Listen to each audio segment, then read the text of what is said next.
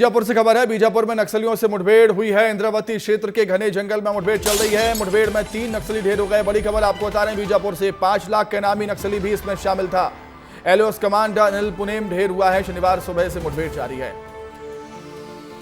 बीजापुर में नक्सलियों से मुठभेड़ हुई है। इंद्रावती क्षेत्र के घने जंगलों में मुठभेड़ चल रही है। सुरक्षा बल के जवानों के और नक्सलियों के बीच में मुठभेड़ में 3 नक्सली मारे गए हैं।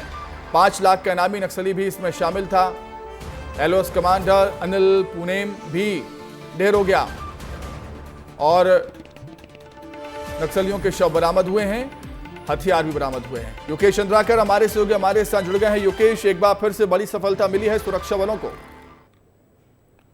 जी हाँ, जिस तरफ से ये खबर निकल कर आई थी कल सुबह तड़के लगभग 10 बजे के आसपास की माओवादियों से सुरक्षा बलों की मुठभेड़ हो रही है और इंद्रावती नदी के किनारे यानी इंद्रावती क्षेत्र में ये मुठभेड़ चल रही है। तब ऐसी एक जानकारी और निकल कर आई थी कि एक माओवादी का शव भी बरामद हुआ है। तभी पूरे लगभग यहाँ पर सुरक्षा अधिकारियों के कान खड़े हो चुके थे कि जो सूचना उन्हें मिली है वाकई कोई बड़ी सूचना मिली है। लेकिन यहाँ पर देखिएगा कि एक टीम और जवानों की बनाकर भेजे जाने के बाद माओवादियों ने जवानों को अपने पे भारी पड़ता हुआ देखकर घने जंगलों का सहारा लेकर के भागने में सफलता हासिल की। लेकिन देखिएगा कि सुरक्षा बलों की सफलता भागते हुए माओवादियों पर, जबकि वे फायरिंग करते हुए भाग रहे थे, उन्हें 3 माओवादियों को मार गिराने में सफलता हासिल हुई है। कहीं ना कहीं पर अब माओवाद का खात्मा सुनिश्चित नजर आ रहा है। बिल्कुल युकेश, सफलता तो मिल रही है लेकिन ये सफलता बड़ी सफलता में तब्दील जब हो जाती है जब एक कमांडर मारा जाता है। इस मुठभेड़ में एलओएस कमांडर अनिल पुनेम भी ढेर हो गया है। अब नक्सलियों के कमांडर भी लगातार ढेर हो रहे हैं। ये एक बहुत बड़ी सफलता हम कह सकते हैं नक्सलवाद के खात्मे को लेकर युकेश लगातार मिलती हुई।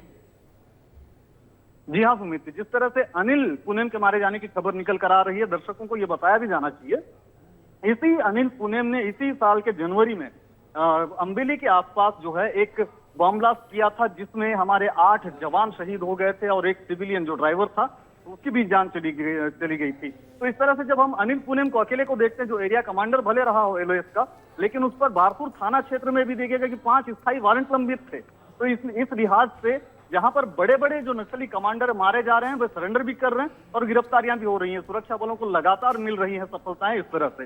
जी हाँ सुमित। ठीक है युकेश, बहुत शुक्रिया आपका जुड़ने के लिए, तमाम जानकारी बातचीत के लिए बहुत धन्यवाद।